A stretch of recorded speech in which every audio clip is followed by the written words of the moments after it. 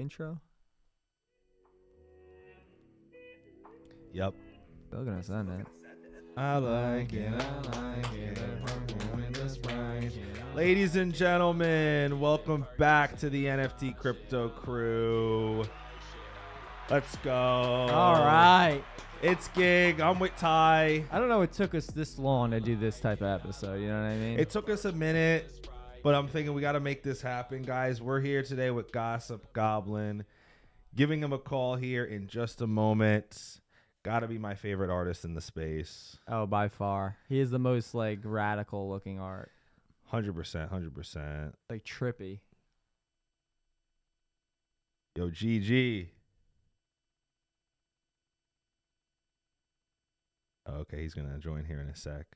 Yeah, artist formerly known as Goblin is what his Twitter says. I was thinking, why is it formally? It's probably some like joke. It's probably some inside joke or something he has with his. Yeah, this guy. This is my buddy here. Let me just message him real quick.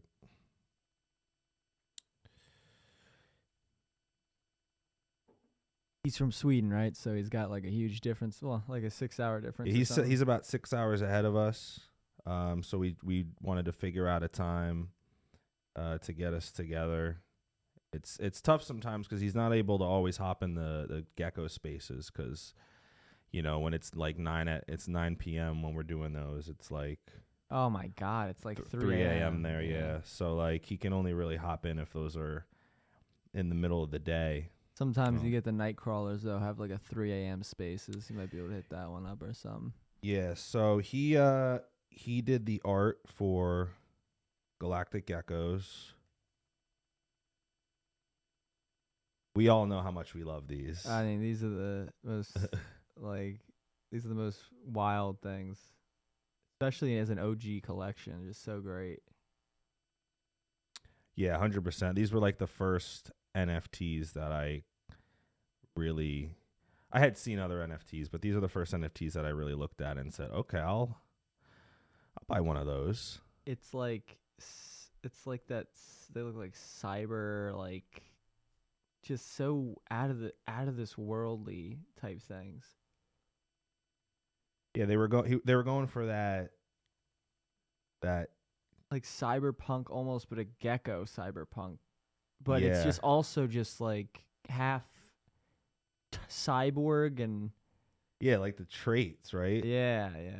Like these cyber genetic traits, they race through space. He really captured that so well. Yeah. You know, he didn't even know I bet he didn't even know how successful this was going to be. No, he had no clue. Let me restart the call and see if he getting.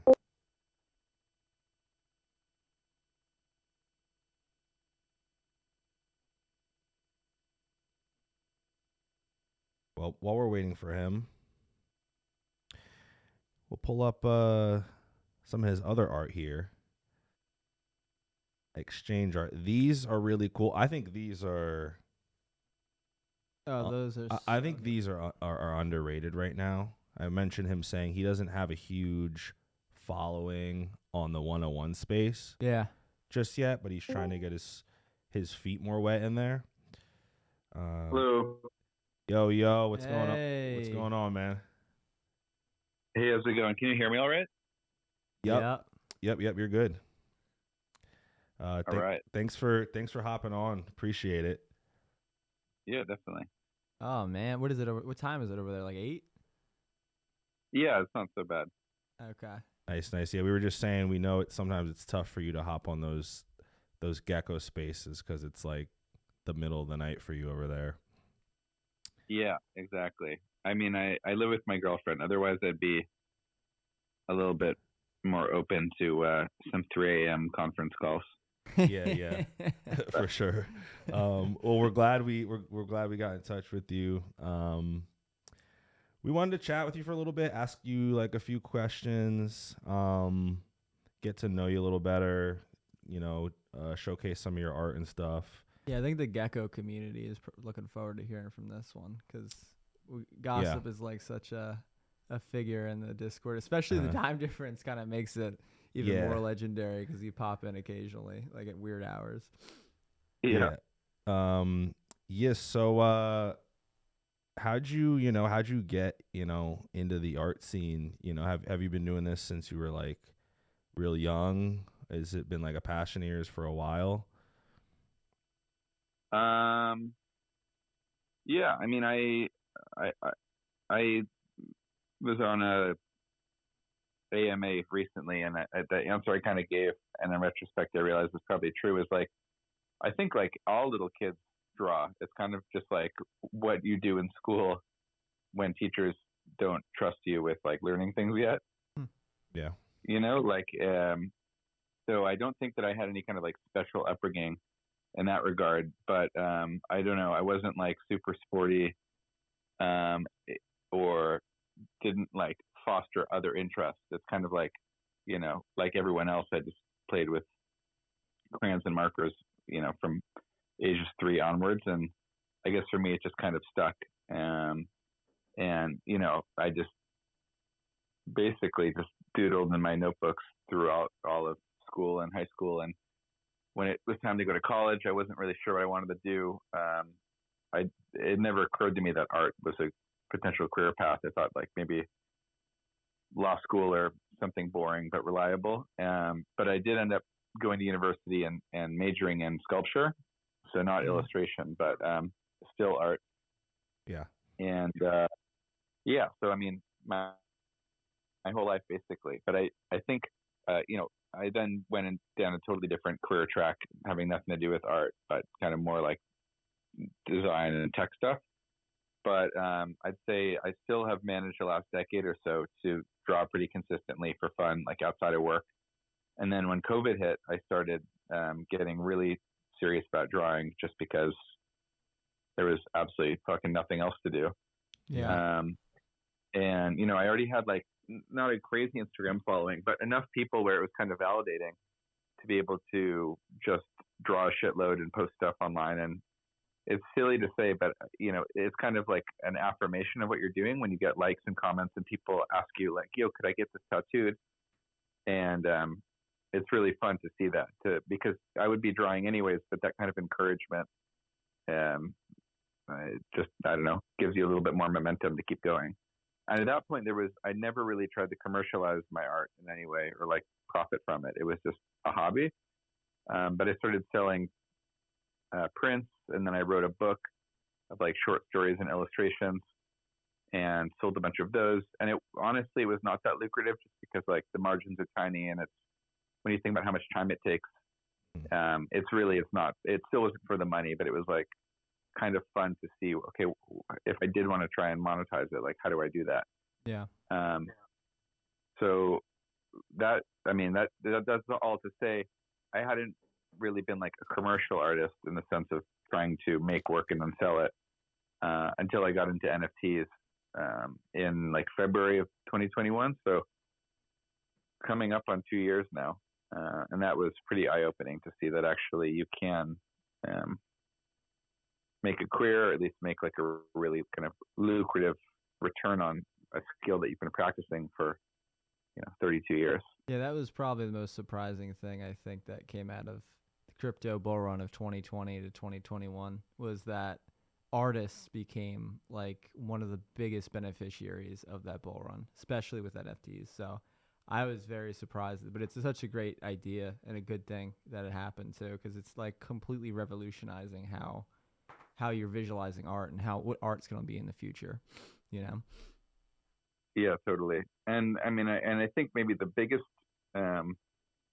surprise is not necessarily that you can make and sell art, because the art world has been around, since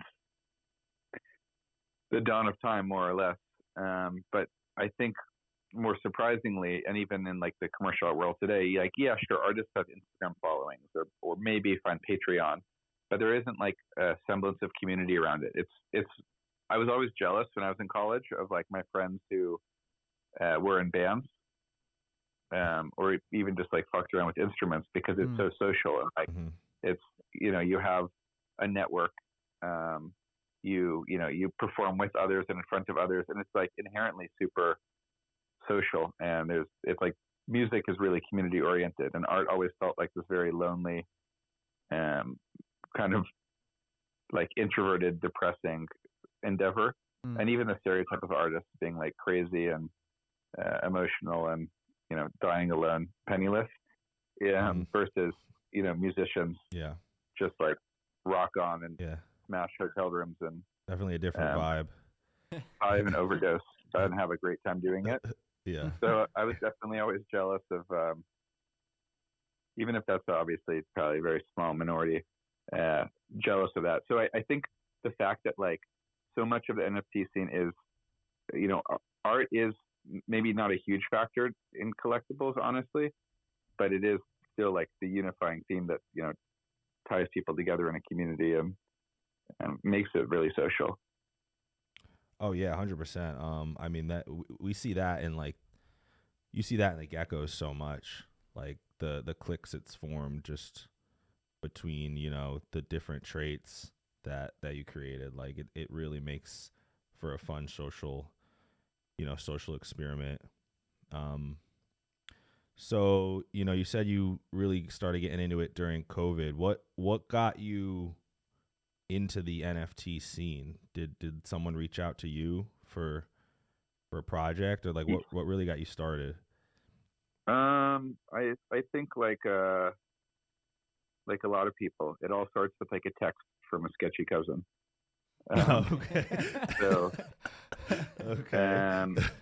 yeah, I have a younger cousin who's super like clever guy, who always texts me like batshit ideas. Okay.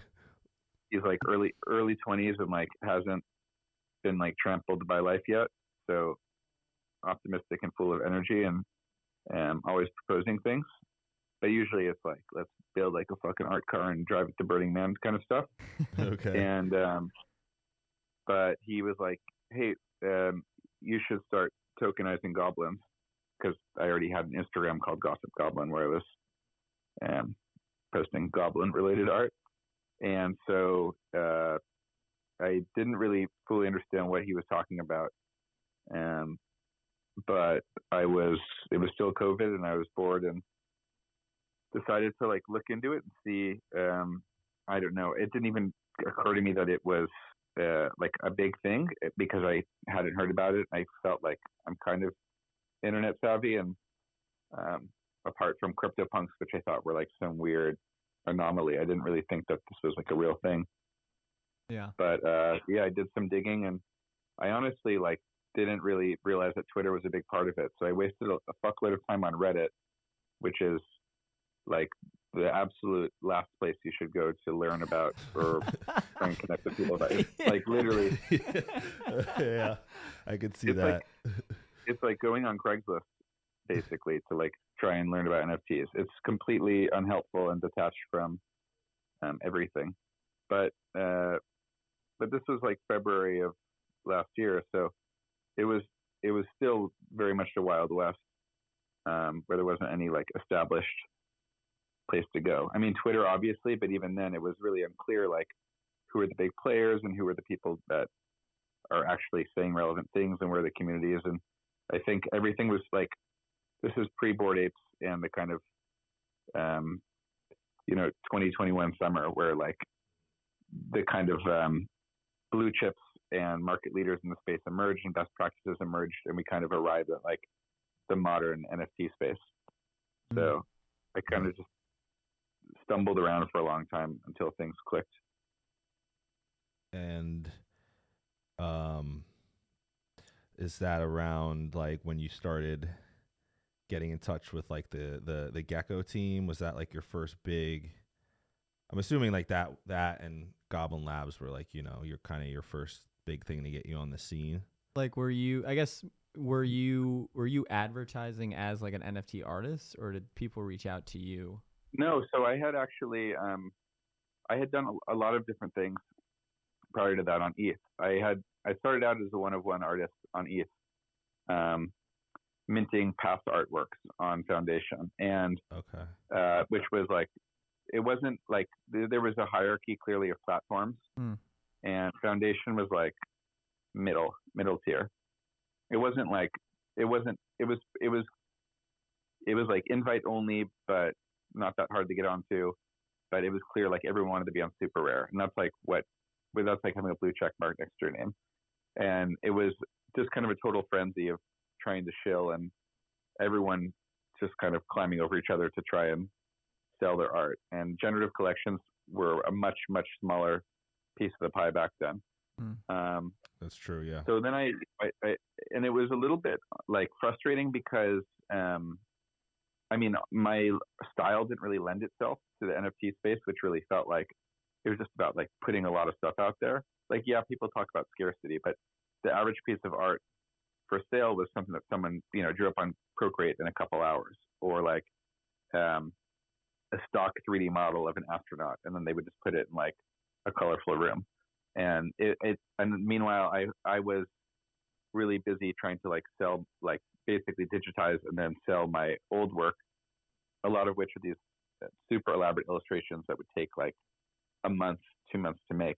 So it didn't really make sense to try and sell it in that forum, or like the time that it took to make a piece didn't really translate to how much I could sell it for relative to projects or people selling like doodles for the same amount. The space was not ready for that at that time, and it still kind of isn't at this moment. It's getting there. It's getting a lot better, but like that time, it was just like PFPs, and like this type of art you're making, at least that gig's showing on the screen, is just so complex. It's like a different style completely than at that time what was going on. Yeah. So I was doing that, and then I did a project where I made these claymation characters, where I basically like sculpted like 250 individual parts out of clay. So that it was like my first attempt at a generative collection, but it was all hand done still. So I created like 250 clay parts, like eyeballs and mouths and helmets and ears. And then I individually stop motion animated all of them. And I didn't have a professional camera, so I had like a ring light, my iPhone, and a shitty app that lets you stop motion animate. So like you take a picture, then you manipulate the clay a little bit, and then you take another picture and you manipulate the clay a little bit. And then after like 8 frames, you have this looping animation that you've created, like this claymation basically. And then I took all 250 animations, which is like thousands of frames at this point, and pulled them into After Effects and composited them. And then I had this like library of parts, and then I started taking those parts and creating these claymation characters out of them. So it's like super time intensive. And I did that series, but it was just and that it got a little bit of traction, but then Bored Apes appeared on the scene right in the middle of that, and the PFP mania that started in like April and May just took off like crazy, and totally kind of just like blew me out of the water in terms of like the attention just got sucked out of the room elsewhere. So it kind of lost steam, and I would release 100 a week, and it took me probably 60 hours a week to make those 100, and it just wasn't sustainable. Like I just didn't have the time to keep up with it, and the attention that was there was quickly lost. It's like I wasn't able to get that hype. So I made 700 or so, and to this day, it's like the most time I've put into. I mean, it was just an insane amount of time and energy put into something, but it did help me realize, like, okay, so clearly, like, I can put a lot of time into stuff, but I need to do work that's like generative. Like, I have to kind of trying to go back to what I was talking about earlier. It's okay to put a lot of time into stuff, but like I have to figure out how to scale it, because this space moves so fast. I can't just be hunched over a desk spending hundreds of hours on something and release like one at a time. Like I have to find a way to expedite things. And around that time, I was in a Discord, and a guy reached out who he's the head of a startup, and he's like, I already have a team in place. I have developers in place. I have marketers in place. We just need an artist. So I was in Mexico at the time with my girlfriend, and on vacation. And he's like, okay, we have like 2 weeks to do this. So I basically just like stayed in the hotel room for a week, and drew these characters and ended up we launched that collection. I was the artist for it, but didn't really have like a lot of kind of oversight of the whole process. Like I didn't really understand what the developers were doing or how it was all getting put together. But that came out and it had reasonable success. Was that on ETH? It was, or was there? Yeah, that was on ETH. Okay. And yeah, and that actually, and I was still doing art for that up until like 2 months ago. They was Zodiac themed. It's called the Divine Order of the Zodiac. And the thing was like, you have to have these special combinations. Then each month you get airdrop, like a kind of high end piece of art that's like a GIF or static, depending on what you own.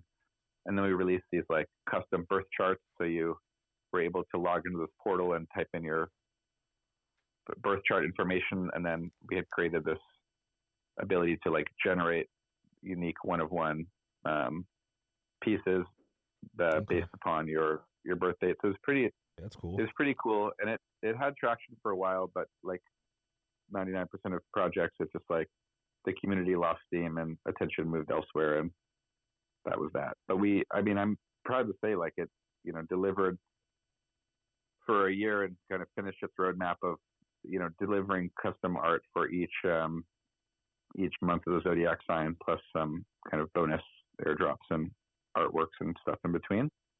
And then a similar group of guys, but not the same ones, but same Discord, reached out right after that and asked if I wanted to work on something else. So we did this thing called Monster Blocks, which was at the time like super advanced, where it was generative, but you mint these like totem poles basically, or they're comprised of like different monsters standing on top of each other. And it was with a really good developer, so we tried all this new stuff that hadn't done before. So one thing that it's like a novel now, but we used like Chainlink VRF to basically totally randomize what you got, because up until that point, people were using scripts to like comb the metadata of projects to identify where the rares were in a collection, and like basically scraping it so they could just like time mints perfectly just to buy all the rares in a drop, and then obviously flip them super fast and move out. So we kind of were one of the first projects to ever do this totally randomized thing with Chainlink.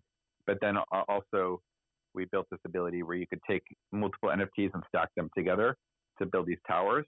So, and then there were like contests for towers. And then again, this launched over a year ago. So starting in like January or February, we started releasing one piece of art a week to holders, which was like a customized PFP version of an individual monster in their tower. So that's been a ton of work as well. Just delivering art on basically a weekly cadence. Which Discord were you a part of? Like, was it just like a random NFT Discord, and then there were just enthusiasts in there?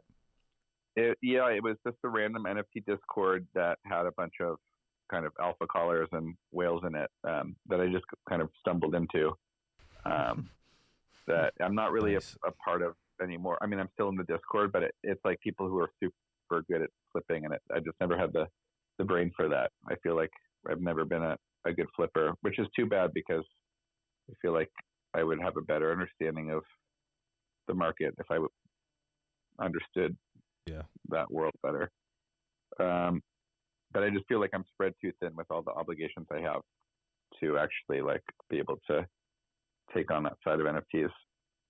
But anyways, so I had already done stuff. I was doing art in between.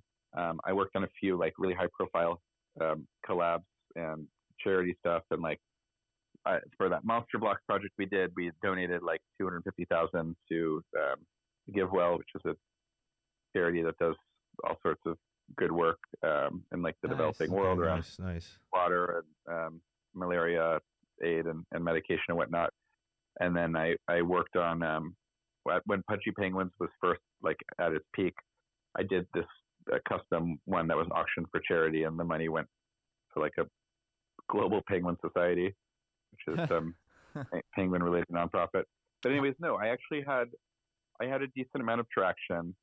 But I think I was I didn't really channel it towards myself. I'm just not a great marketer, and I really, when I think back in retrospect, all the big names now on Solana are all relatively new in the scheme of things. Yeah. ETH obviously has a lot of like legacy artists that have been around for years, but I feel like I had a lot of momentum, and I just didn't really seize it that much. How did I was more focused on. Sorry, it's just we're running short on time. How did you get involved with the geckos then? Was it similar where someone from the team? Oh yeah. Go ahead. Yeah, no, exactly. So like after those two, then I started just getting people constantly messaging me to work on collections or to advise them on how to do it, because it wasn't so templated. I mean, I think it's at this point it's like the number one service on Fiverr, but it felt at the time that there was still a lot of interest in finding artists in the space and not necessarily going straight to Fiverr. So I was getting tons of DMs, and one of the Gecko devs reached out because he had seen my work or maybe even owned it from one of those projects. And again, pretty short timeline between reaching out and actually,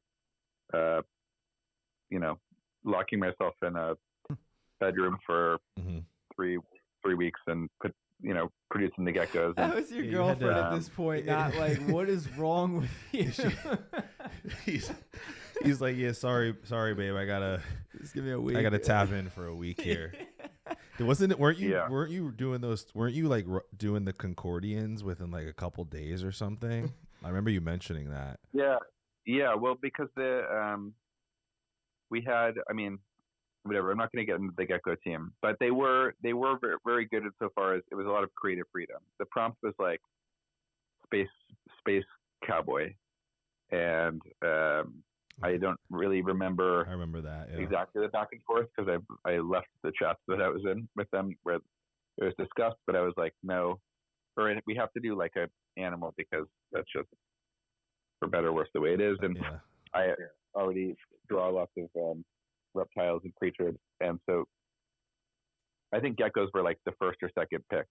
But then obviously it came out way better than I like possibly could have hoped for, and then it was like, well, there's a catch.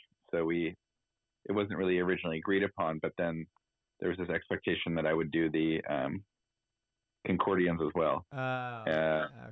Thank God you did them because they're the best things that happen. Yeah. Yeah. So the conchs were not in the original plan, but I did them, and in a really short amount of time because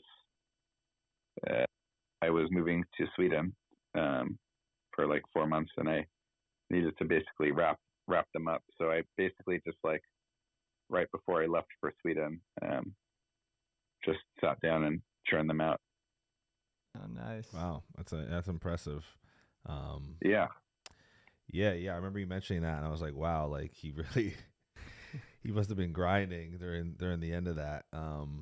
It's cool to hear, it's cool to hear the whole story and of how you got into it and your past on Ethereum and how it led you, over kind of to Solana now.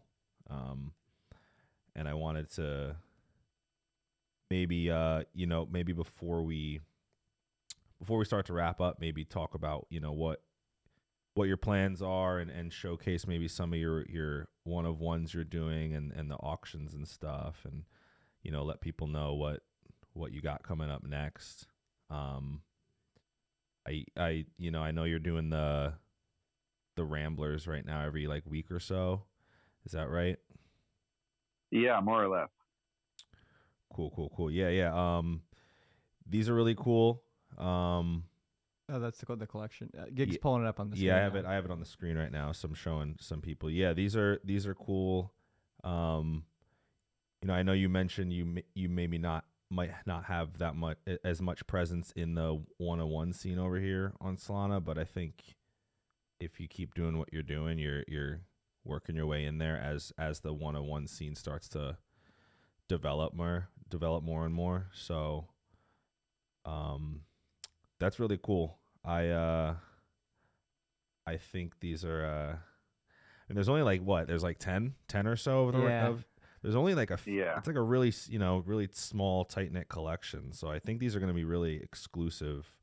And I think as like the geckos continue to funnel more and more people in, you're getting more eyes on your art too. So that's really cool to see. Yeah, I mean, I'm super happy with the Gecko success, of course, for a number of reasons. I think it's definitely my favorite community across NFTs and the best community I've ever found, and I feel like I've been a part of a lot. And what's nice too is like collectors of past projects and friends and whatnot have all joined the Geckos, and so it feels like there's some closure there.